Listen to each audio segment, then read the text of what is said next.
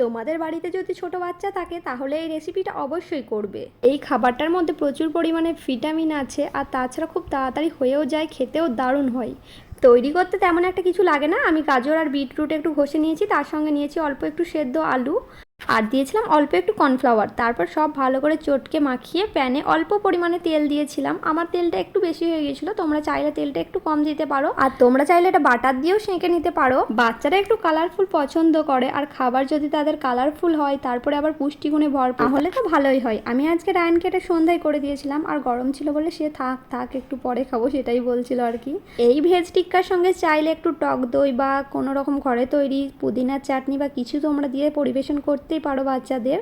রায়ানকে এটা তৈরি করে দিলে রায়ান শুধুই খেয়ে নেয়, কোনো রকম চাটনির প্রয়োজন হয় না, এটা শুধু খেতেও দারুণ লাগে। রায়ানকে আমি কেনা সস ততটা দিই না, কিন্তু আজকে ও খেতে চাইছিল, ওর খুব ভালো লাগে খেতে, তাই একটু দিলাম আর কি।